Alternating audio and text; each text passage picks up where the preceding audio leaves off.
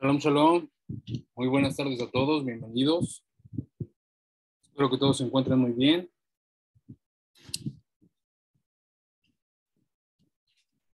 Estamos por comenzar la clase del día de hoy. Permítanme un minuto, ¿eh?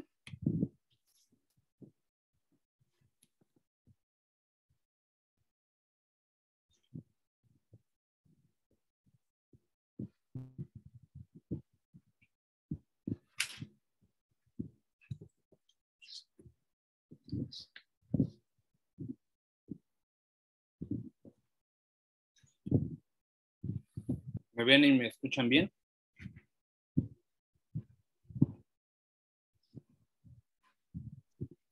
Buenas tardes, señor Israel. Sí se escucha. Perfecto. Bienvenidos todos, ¿cómo están? Muy buenas tardes, ya estamos por comenzar. Estamos dando unos minutos para que el resto de las personas entren. Espero que hayan tenido un excelente séptimo día, que hayan podido descansar, que hayan podido estar en compañía con sus seres queridos. Y que, bueno, ahora que estamos comenzando una nueva semana que Hashem nos permite, empecemos con toda la actitud para poder estar preparados y listos para eso. Baruch Hashem nos permite el Eterno tener esta clase para comprender un poco más de la vida, de su existencia y de nuestro propósito en este mundo. Estamos ya en el curso de los 13 principios de fe para principiantes. Esta es el kindergarten, por decirlo de alguna manera. Es la escuela preprimaria del curso que está dando el Rab Eben Centeno. Él se encuentra dando este curso, pero en otras dimensiones y desde otra perspectiva. El objetivo de esta clase es poderlo dar de una manera más sencilla y más práctica, con un poco más de aplicación para la vida diaria y con la intención de que podamos realmente fundamentar e interiorizar en nosotros mismos lo que es el pensamiento monoteísta y la vida no ágida en nuestra realidad. Hoy estamos abordando el principio número 5 de los 13 principios de fe del monoteísmo. Recordamos que la clase anterior ya comenzamos con la exposición del tema, abrimos varios comentarios, hicimos varias preguntas y vimos algunas explicaciones con respecto a la plegaria y el propósito de ella, la plegaria y la razón de su existencia. Hoy vamos a continuar con la exposición de ese tema, con la finalidad de poder abordar nuevas perspectivas y descubrir nuevos horizontes que no hemos visto con respecto a la plegaria y el por qué se encuentra en la categoría de principio de fe y no como solamente una obligación o solamente como una práctica o solamente como una moneda de cambio. Tenemos que ver qué es lo que pone a la plegaria en una categoría de principio de fe. O sea, si yo no hago plegaria o no practico la plegaria, entonces no estoy interiorizando uno de 13 pilares del monoteísmo más absoluto de la Torah, que es la comunicación directa con el Eterno, la comunicación directa con Hashem, con Dios. Y eso resulta una barrera para poder comprender el porqué de las cosas y también el para qué de las cosas, que está muy, muy, pero muy por encima del por qué. En todas las doctrinas que no son monoteístas, siempre se plantea la necesidad de rezar. En cualquiera de las religiones occidentales, principalmente y las más dominantes en el mundo occidental, que es el cristianismo, se plantea siempre el rezo. No es algo nuevo. La gente tiene que rezar, la gente tiene que hacer una liturgia para poder practicar un servicio divino, es decir, para poder rendir un culto y un servicio a su creencia, a su deidad, su servicio religioso. La plegaria es algo fundamental. En la Torá no es la excepción.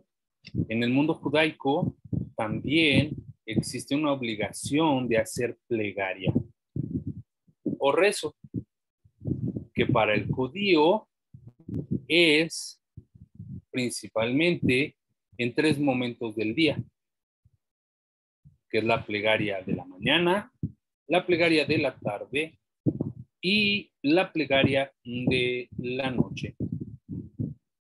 Al despertar, el servicio matutino, el servicio diurno y el servicio nocturno, ¿no?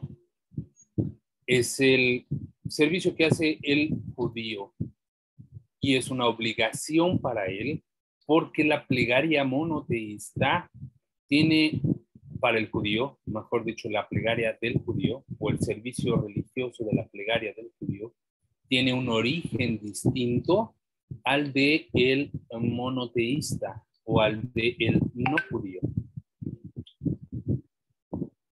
Por lo tanto, existen grandes diferencias, muy grandes diferencias entre el servicio de plegaria del judío y del no judío.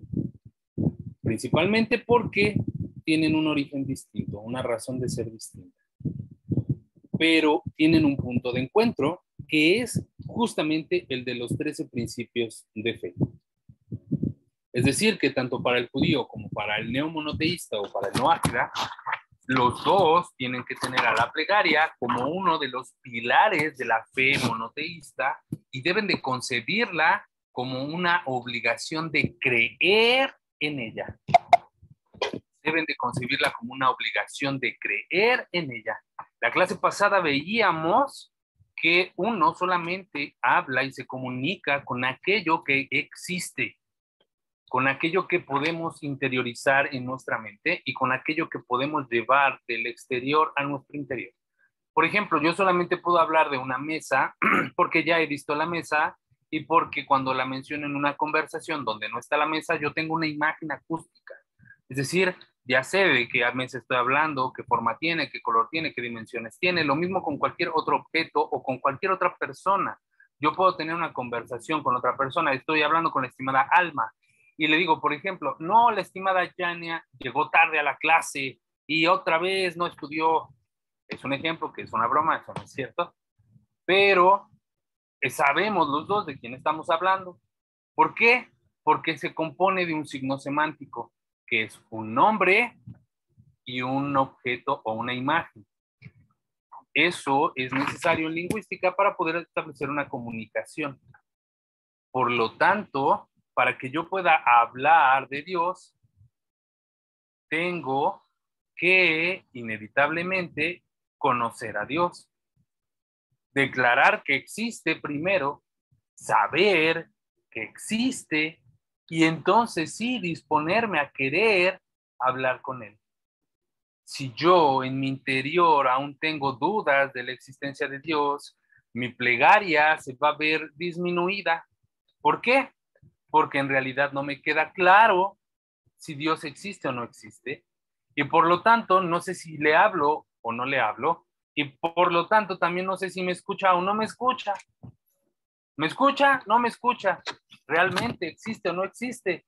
¿Vale la pena que yo hable con él o no vale la pena que hable con él?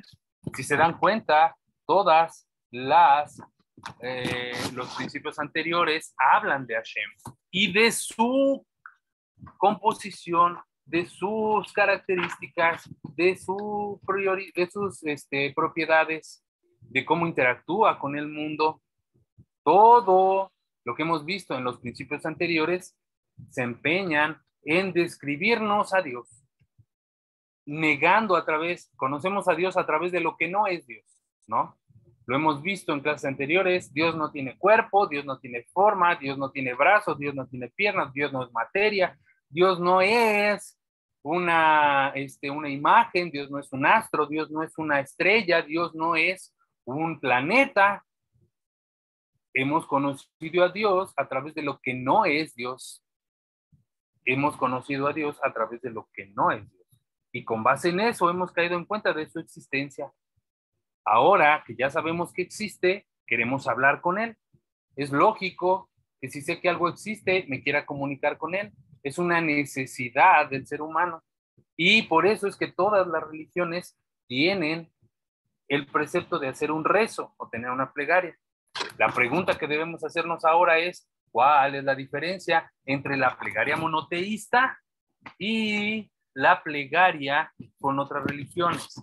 La clase anterior veíamos algunos aspectos principales y hoy vamos a retomar algo de manera, digamos, primeramente alágica, es decir, de ley, y después vamos a profundizar en el tema para poder tener un poco más de claridad sobre él. El quinto principio dice, solo a Él es apropiado alabar y servir, difundir su excelsitud y cumplir sus preceptos, no cualquier otro y no a cualquier otro que esté por debajo de Él, ya sean ángeles, constelaciones o cualquier tipo de ente.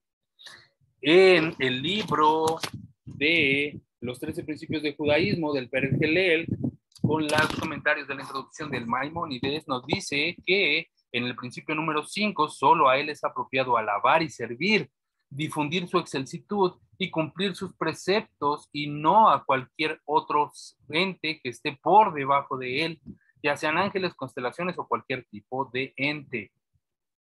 ¿De dónde viene esto? Lo estudiamos en Ilihot, en Abodá Zará, en las leyes de idolatría, que es el capítulo 1. Maimónides nos explica en el Mishneh Torah que así fue como comenzó la idolatría. En las generaciones de Enosh, los hombres sabían que el sol, la luna y todas las estrellas eran creaciones de Dios y que cumplían su voluntad, como los ministros del rey cumplen la voluntad del rey. Entonces ellos razonaron y dijeron, parte del honor del rey es honrar a sus ministros.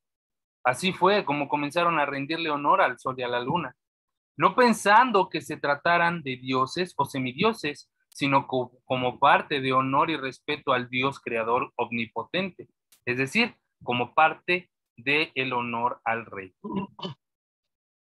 Con el tiempo, las generaciones venideras que sucedieron a los antecesores vieron que servían a los astros y también a ellos y a las estrellas, y también ellos continuaron haciéndolo, pero ignorando que se trataba de honrarlos como servidores de Dios.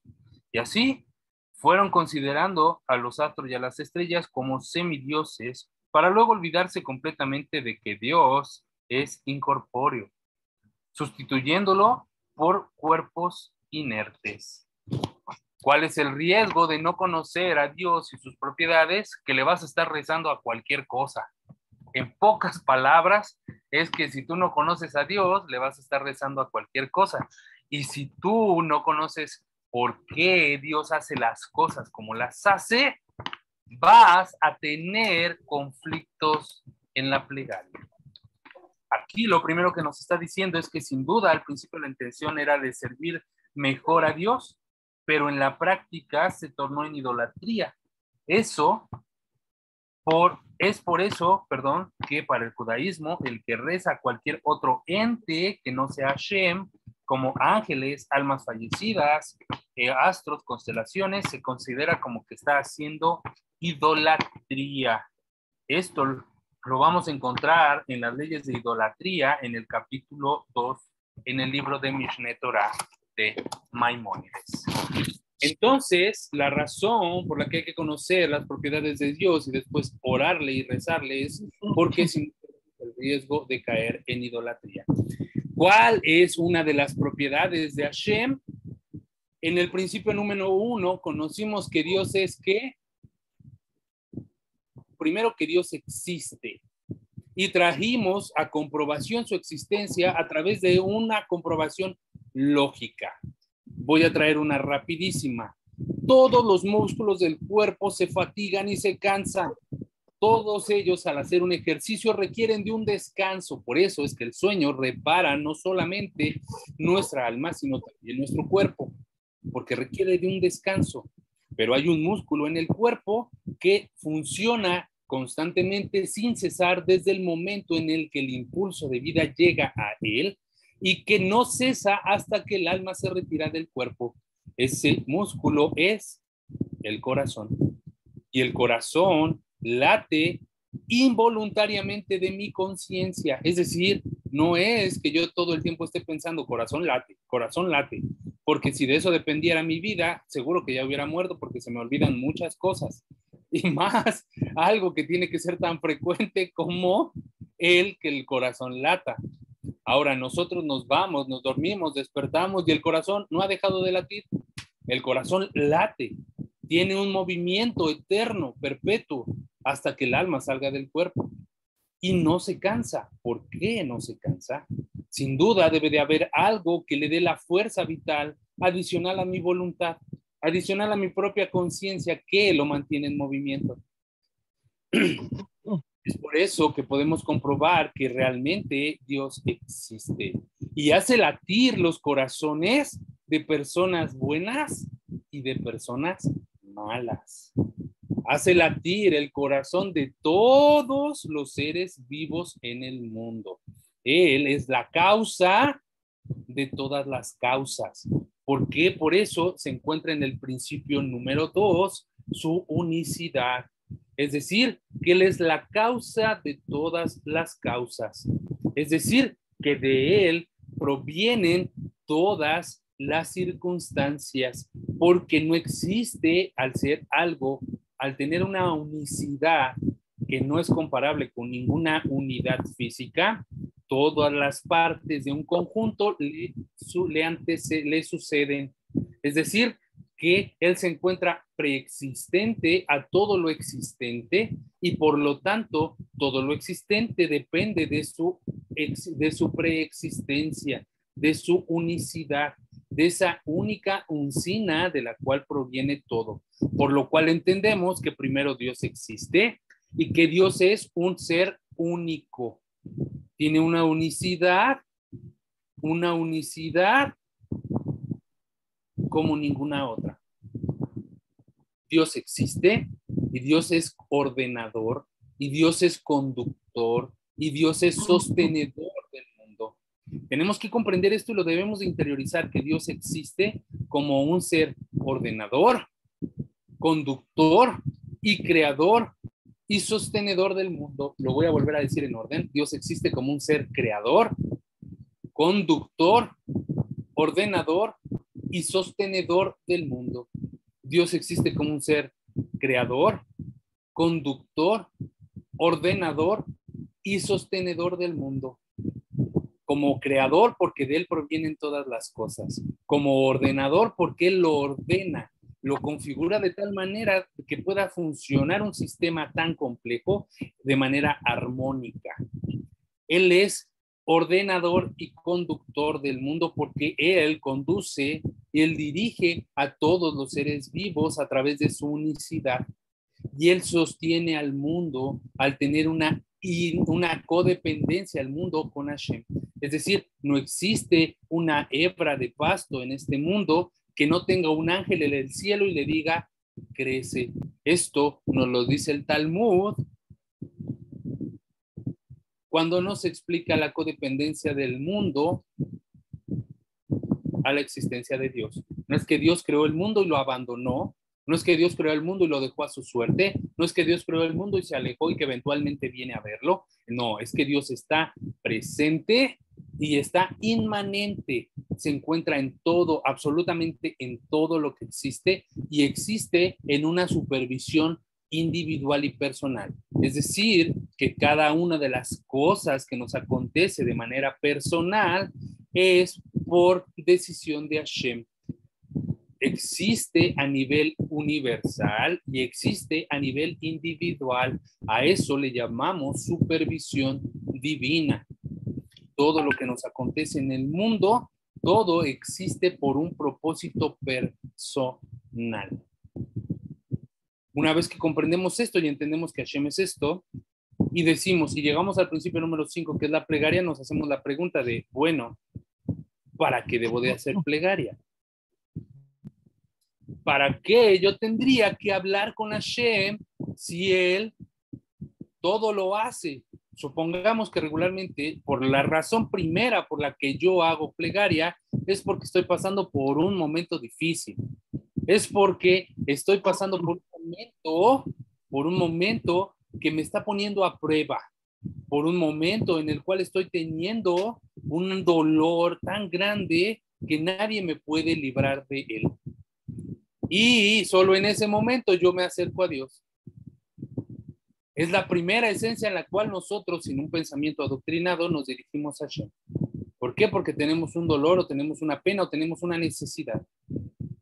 El monoteísmo más absoluto de la Torah nos enseña que Hashem es el que crea todo y conduce todo.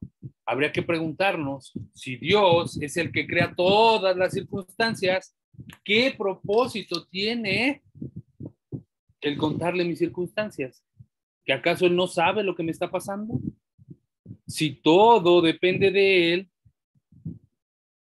¿cómo por qué pedirle al Creador que cambiara su decisión? Si algo me está sucediendo en la vida y Él es el que lo está decretando y Él es el que lo está ordenando, ¿por qué tendría que hacer una plegaria para pedirle que cambiara su decisión? ¿Acaso sé yo más que Él? ¿Por qué, si ya se pidió a Dios y en repetidas ocasiones Él no ha respondido mi plegaria, por qué tendría que seguir insistiendo? ¿Acaso no me escuchó la primera vez? Si uno sabe que lo que aparentemente es malo en realidad es para su bien, ¿por qué tendría que pedirle cambiarlo? Si Dios ha creado el mundo con el único objetivo de prodigar el bien en este mundo, ¿por qué yo tendría que pedirle que cambiara una circunstancia que aparentemente me es mala, si en realidad su único objetivo es bueno? ¿Para qué contarle a Dios nuestros problemas? Si Él conoce mejor que nosotros toda nuestra existencia. A Dios no le hace falta que le contemos nuestros problemas porque Él es omnisciente y conoce todos los pensamientos de la persona, incluso antes de que salga de su boca. Entonces, esto nos hace preguntarnos, ¿para qué la plegaria? ¿Para qué la plegaria? La respuesta que dimos la clase pasada fue que la palabra de Tehilim, la palabra tefilá, perdón, viene del hebreo que significa conexión. El primer objetivo de la plegaria no es para pedirle que cambie una circunstancia, sino para poder entrar ¿en qué? En conexión con Dios.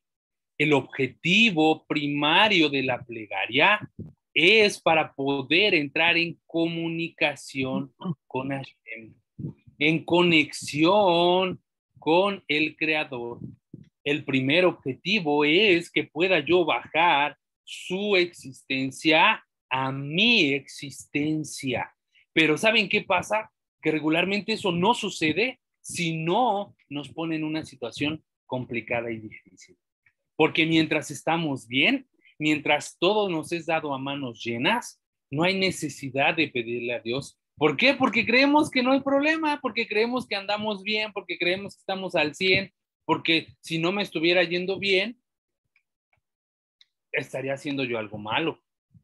Pero como me está yendo bien, seguro Dios me quiere mucho y no hay problema, entonces no hago plegaria, porque asociamos a la plegaria como algo como una moneda de cambio. Pero en realidad la plegaria es un servicio. La plegaria es un servicio a Hashem. La plegaria es la forma en que le vamos a servir a Dios, una de las formas en la que le vamos a servir a Dios, y es la primera forma del servicio personal. La primera forma del servicio personal. personal. ¿Por qué? Porque nos trae conexión. Ahora vamos a avanzar sobre esto y vamos a profundizar más en este pensamiento y vamos a traer otra explicación de la plegaria para poder interiorizar más y a un mayor nivel. Recuerden que cada tema debe de ser explicado a un escalón. El primer escalón ya lo sentamos, ahora vamos a avanzar hacia el siguiente escalón para poder subir de nivel. Entonces, ya que comprendimos todo esto que acabamos de anteceder, vamos a ir al comentario de Nachmanides, Rabbi Moshe ben Maimón, quien tiene en el comentario sobre el Éxodo en su capítulo 12 y dice, la persona no es monoteísta, sino hasta que tome conciencia que todo lo que nos sucede es milagroso y no entra en el marco de lo normal o natural de la historia.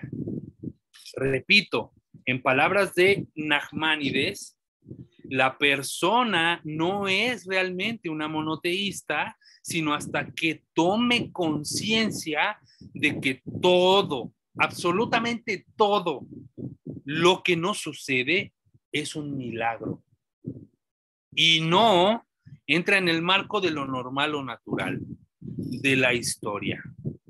Para esto tenemos que comprender el concepto de la palabra milagro. Regularmente nosotros pensamos que un milagro es algo sobrenatural. Un milagro es algo que va más allá del orden natural de las cosas.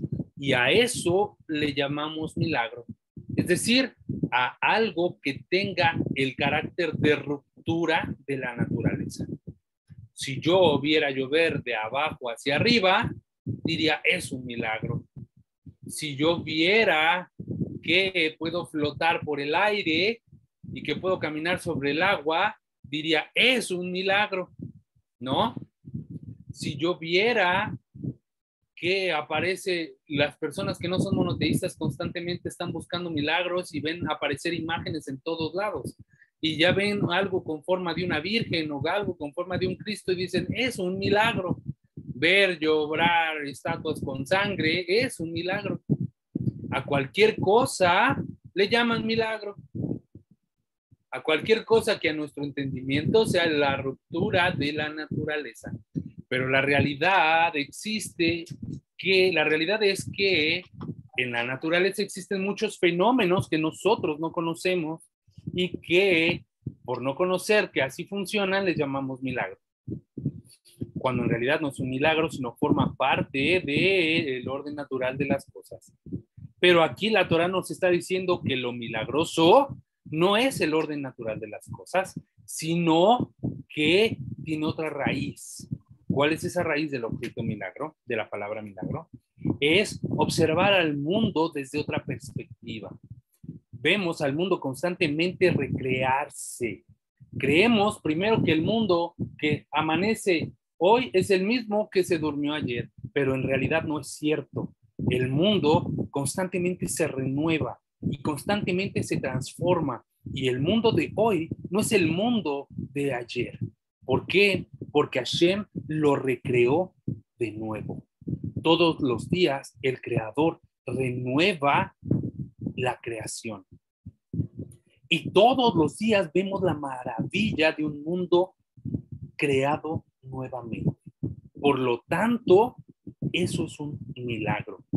El volver a despertar todas las mañanas con la persona que compartes la vida es un milagro. Y el despertar todas las mañanas con el aire en tus pulmones también es un milagro, porque todos los días mueren personas, todos los días fallece alguien en el mundo, todos los días alguien deja de existir y todos los días alguien vuelve. Por lo tanto, todos los días en realidad son un milagro. Cuando Rabbi Nachman nos dice, cuando el Nachmanides, nos dice que el verdadero monoteísta no es monoteísta, sino hasta que considere que todo en realidad es un milagro, es porque nos está trayendo a la categoría de comprender a profundidad que la creación del mundo no es algo que es estático, sino que está en constante transformación y está en constante movimiento y evolución. Por eso es que el creador es sostenedor del mundo, es decir, que no es algo que se esté sosteniendo solo, sino que hay algo que lo mantiene, hay algo que lo sujeta, hay algo que le permite la existencia constante y que hace que ese sostenimiento permita las demás circunstancias en el mundo. Por lo tanto, en realidad todo es un milagro. El problema es que, como lo hemos visto tan constantemente y de manera frecuente todos los días, ya no considero que es un milagro. ¿Por qué? Porque lo mismo me da ver el sol amanecer que ver el sol atardecer, porque es algo que pasa todos los días y que lo veo a diario y de manera tan frecuente que ya no lo considero como un milagro, pero yo no tengo el poder de cesar el día. Es decir, si yo dijera ahorita, quiero que vuelvan a ser las 11 de la mañana, no tengo el poder de hacerlo. Y si yo dijera ahorita, quiero tener el poder de que sean las 12 de la noche, tampoco tengo el poder de hacerlo. ¿Por qué? Porque existe una fuerza superior a mí que lo hace de manera constante y lo hace independientemente exista yo o no exista yo. Existas tú o no existas tú. El mundo sigue girando y el mundo sigue avanzando y el mundo sigue sosteniéndose. Porque no depende de mi fuerza de voluntad. Por lo tanto, es un milagro. Es un milagro, un nacimiento. Cómo Hashem ha determinado que nazca un ser humano, ahora lo vemos como un orden natural. Pero ¿por qué los bebés, bien podría, si hubiera sido un orden natural, los bebés hubieran podido nacer en árboles, ¿no? Pensemos un poco. La generación del Éxodo, en los 40 años del exilio, comieron pan del cielo y no lo veían como un milagro. Lo veían como algo natural. ¿Por qué? Porque durante 40 años así sucedía. Y no había nada de qué maravillarse porque así sucedía. Y ellos estaban totalmente seguros de que así iba a pasar. ¿Cuál era el milagro? No había milagro porque se repetía todos los días. Pero ahora nosotros lo escuchamos, decimos, wow, eso es un verdadero milagro, porque ahora no sucede. Por lo tanto, todo en realidad en nuestra vida es un milagro, la vida y la muerte. La vida. Pongamos como ejemplo para poder comprender este tema a un paletero. Él, una persona que se dedica a vender paletas, tiene siempre la costumbre de trabajar de lunes a viernes y los fines de semana descansar. Por lo tanto, cada vez de que se retira a su casa por las tardes del viernes, observa muy bien que todo se encuentre en su debido orden, que las luces se encuentren apagadas y que los refrigeradores se encuentren funcionando. ¿Por qué? Del correcto funcionamiento de los refrigeradores depende que su producto esté salvaguardado y que esté óptimo para poder ser vendido. Por lo tanto, de manera rutinaria, él siempre, antes de cerrar su negocio, sale y verifica que las luces estén apagadas y que los refrigeradores estén funcionando. Sin embargo, el último fin de semana él salió y regresó el lunes y cuando abrió su negocio se vino a dar cuenta que en realidad todo su producto se había descongelado porque los ventiladores, los refrigeradores habían dejado de funcionar. Él, decepcionado y desesperado, se preguntó, ¿pero por qué pasó esto? Si yo me aseguré que en verdad los refrigeradores funcionaran. Y él comienza a preguntarse el porqué de las cosas y empieza a repasar paso a paso. Y pregunta y dice, pudo haber sido que la luz haya fallado, que el fin de semana la luz se haya ido o que el fusible se haya dañado. También piensa que pudo haberlo olvidado en realidad. Le entró una llamada por teléfono y por atenderla, él asumió que verdaderamente había revisado que los refrigeradores funcionaran y se fue. O también pensó, ese viernes por la tarde, mi hijo entró jugando con uno de sus amiguitos y quizás él terminó por apagar los refrigeradores y yo no me percaté al salir. Pueden ser muchas las razones o las explicaciones que esta persona puede buscar para poder explicarse el por qué le sucedió lo que le sucedió. Ante todo, para él es una desgracia, porque ha perdido una ganancia. Pero la única verdadera razón es que estaba decretado del cielo que él perdiera esa ganancia. Porque la causa de todas las causas es Hashem. Porque la causa mayor de todas las circunstancias es Dios. En el hipotético que hubiera sido el hijo quien haya desconectado el refrigerador o los refrigeradores, tuvo que haber estado primeramente vivo para poder ir y jugar con su amigo. Y para poder ir y desconectar el refri, tuvo que primero haber despertado ese día.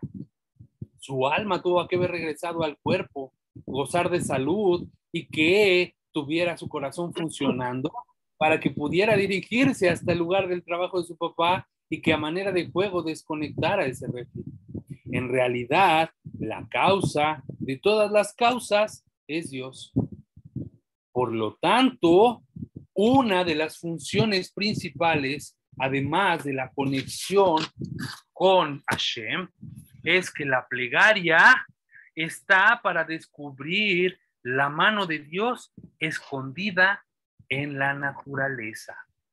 Pueden existir varias explicaciones veladas para las causas de los acontecimientos, pero el verdadero monoteísta deberá de comprender que la verdadera razón está por encima de todo lo aparente. El verdadero causante fue el que decretó desde el cielo, que fue el creador. Pues la persona tiene parte en la ley de Moshe hasta que entienda e interiorice que todo lo que nos acontece en el mundo es milagroso. La plegaria, además de tener como objetivo el vincular y conectar a la persona con Dios, tiene como objetivo el revelar la mano de Dios atrás de todo lo que nos sucede y nos acontece. La plegaria tiene como objetivo el que nos demos cuenta que todo, absolutamente todo, aún las cosas malas y aún las desgracias, son por voluntad de Hashem. Y esto no está vinculado a un tema de sanción o reprimenda. Esto no está vinculado a un tema de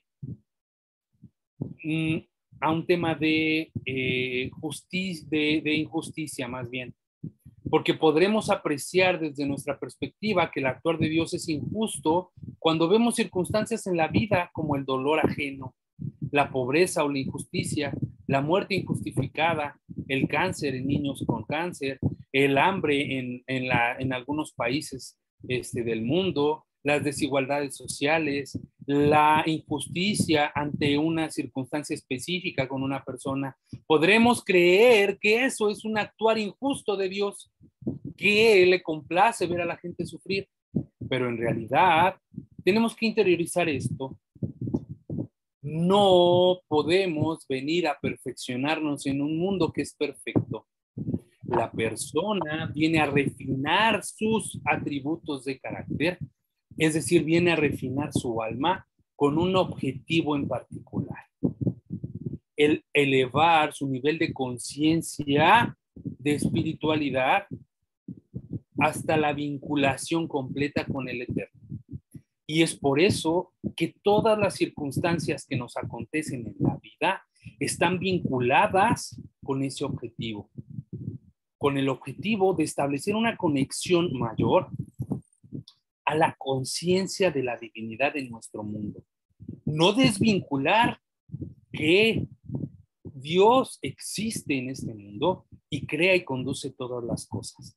Y que todas las cosas que nos suceden y nos acontecen, a pesar de que a nuestra percepción son malas, en realidad son buenas y tienen un objetivo mayor. Y tienen una razón, un propósito mayor al que podamos experimentar en ese momento. Porque lo hemos visto en clases anteriores. ¿Cuál es el verdadero bien máximo que puede experimentar una persona en este mundo? No es la riqueza, ni la fama y la fortuna. No es la abundancia económica, ni es el sobreplacer mundano. Porque todos ellos perecen, porque todos ellos se van, porque todos ellos te abandonan cuando el cuerpo muere. El verdadero máximo, el verdadero bien máximo de la persona es experimentar su proximidad con Dios. Y todo lo que nos acontece en el mundo está fungiendo con ese objetivo, que la persona experimente su proximidad con Dios. Podemos traer un ejemplo adicional. Si nosotros vamos a un hospital y escuchamos a una mujer sufrir con gritos desesperados, podría parecernos muy injusto que la enfermera en turno no corra y atienda a esa mujer con dolor, que no se compadezca de su dolor, que no vaya y la atienda, que no haga algo por aliviar su dolor. Pero si nosotros nos acercamos con la enfermera en turno y le decimos y le reclamamos, ella nos va a contestar de una manera muy tranquila. Esta es la sala de partos, en donde las mujeres vienen a dar a luz. Por lo tanto, el dolor y el sufrimiento que esa mujer está sintiendo en este momento es muy normal. Y no solamente eso, es muy necesario. ¿Por qué? Porque lo que está haciendo es traer una vida a este mundo. Por lo tanto, lo que aparentemente resulta doloroso, en realidad es algo para bien. Pero no nos lo va a permitir ver nuestra vista limitada de las cosas porque no tenemos una comprensión completa de la voluntad de Dios.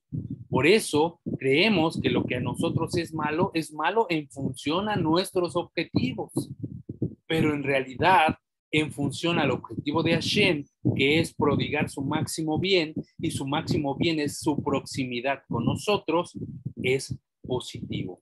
¿Por qué? Porque solamente cuando pasas por situaciones adversas es que corres a hacer plegaria.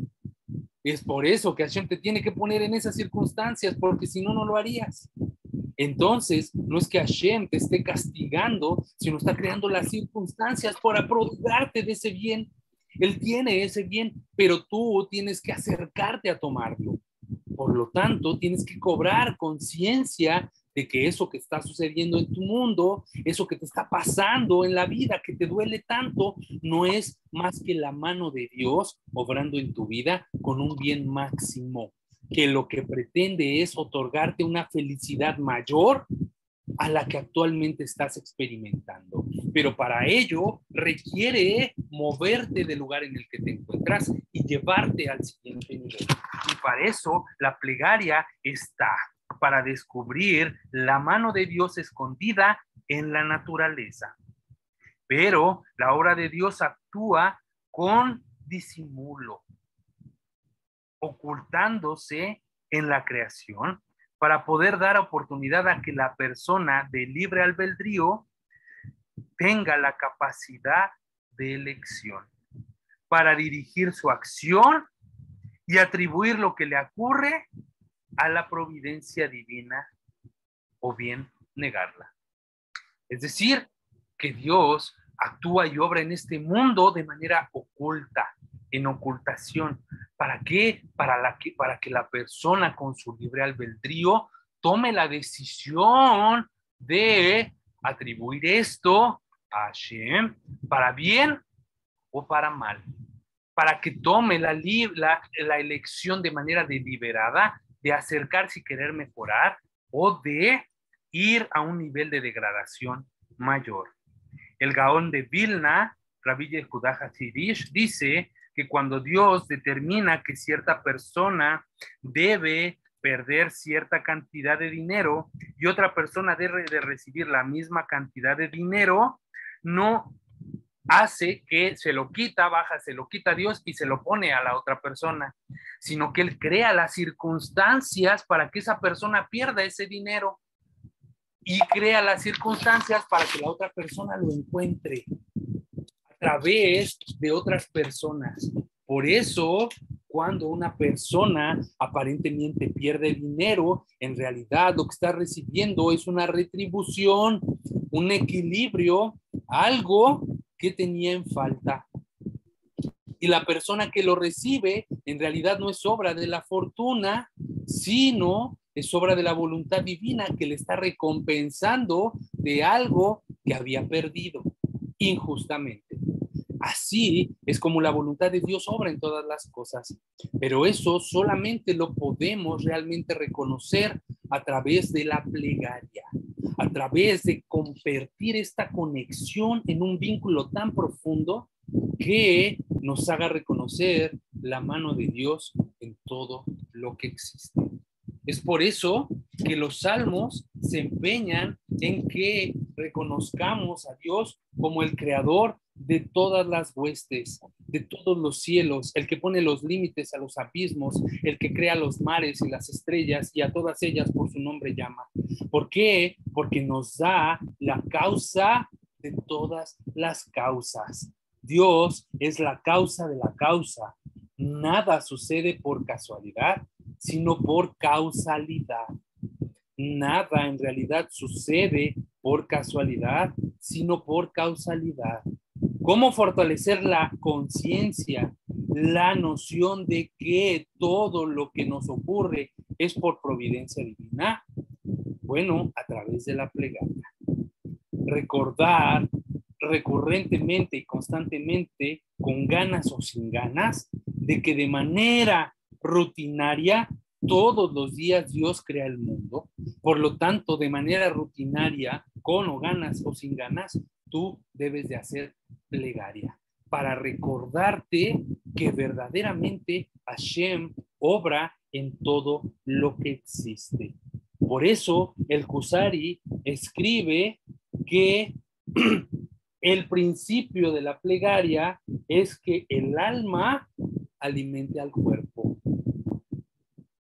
El alma alimente al cuerpo. Esta idea la vamos a desarrollar en la siguiente clase. Pero, como resumen, hasta este punto, tenemos que tomar ahora la plegaria como la conciencia de que, uno, la tefilá hace una conexión entre el hombre y Dios, y dos, ayuda a descubrir la mano oculta de Hashem en todo lo que nos acontece, en todo lo que nos sucede. Porque en realidad las cosas no nos suceden con la intención de que Dios nos quiera hacer daño, sino porque desea prodigarnos un bien más grande del que actualmente estamos experimentando. Pero solo a través de nuestra proximidad con el Creador es como lo podremos tener. Hasta aquí la clase del día de hoy. Voy a dejar un espacio para que podamos hacer preguntas, consultas y comentarios. Adelante, quiero escuchar sus preguntas.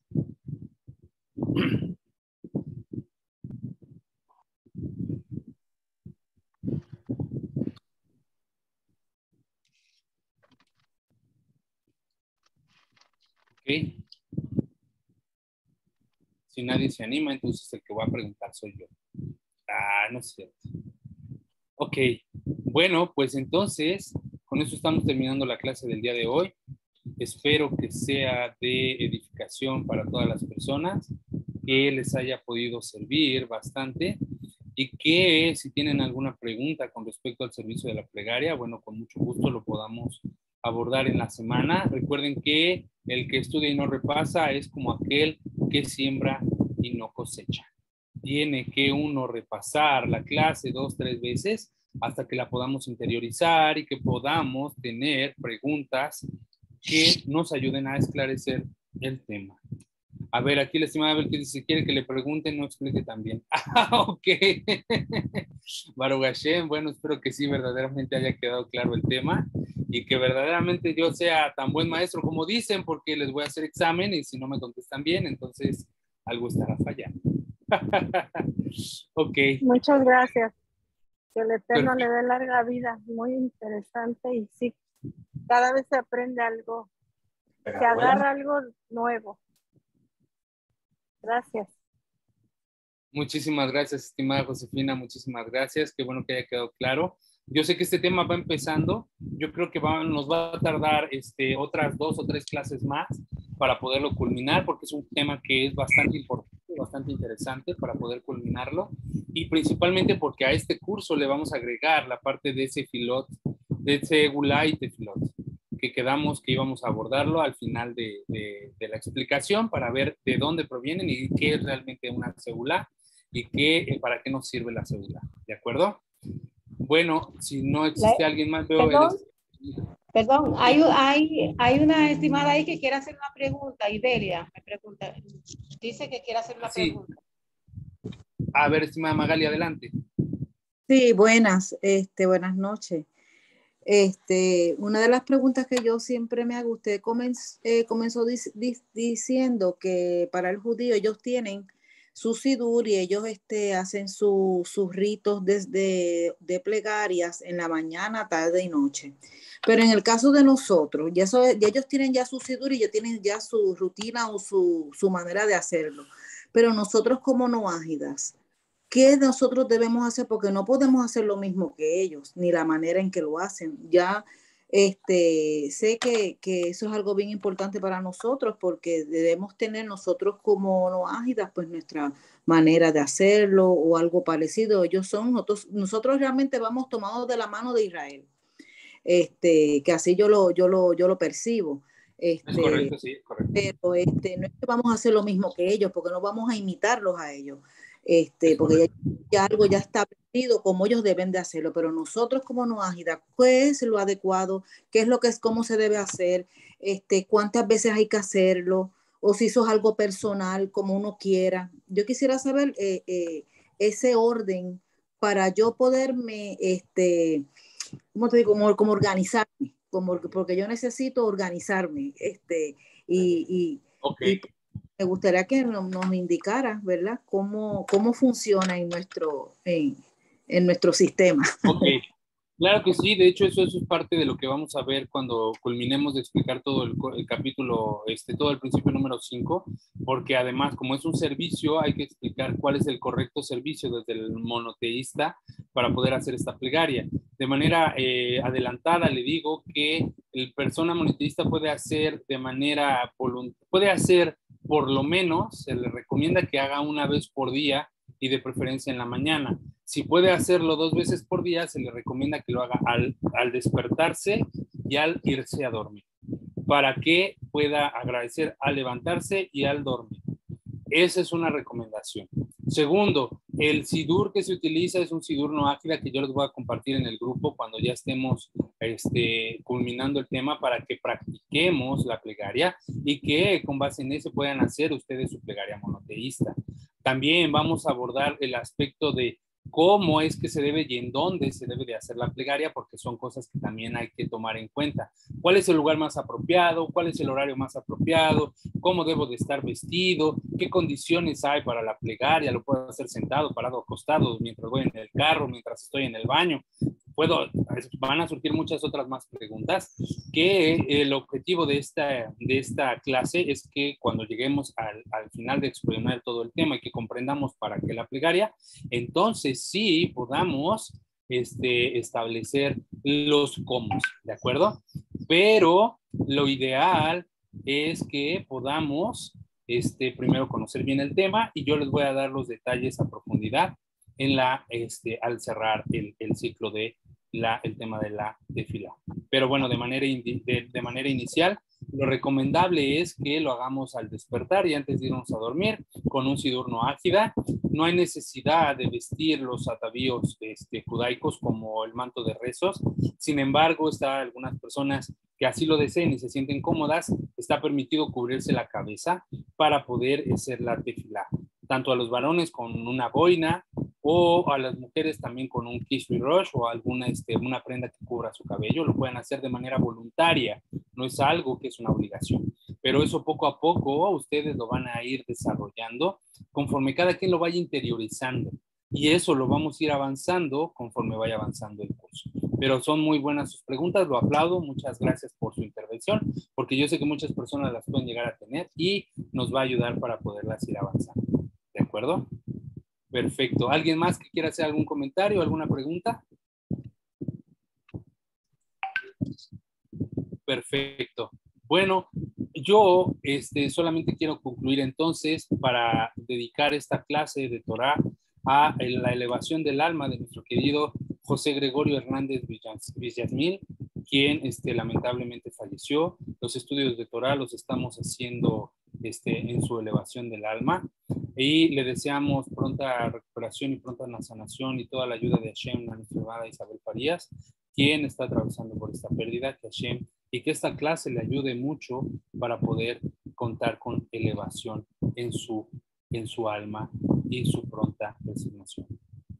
Le deseamos todo lo mejor a todos, les deseo una excelente semana y con gusto pueden contactarme en el grupo para poder hacer preguntas y respuestas. Les mando un fuerte abrazo, que Hashem les multiplique en bendiciones y con la ayuda del cielo nos vemos el próximo domingo. Muchas gracias y shalom, shalom. Shalom, shalom. Muchas gracias, estimado Israel.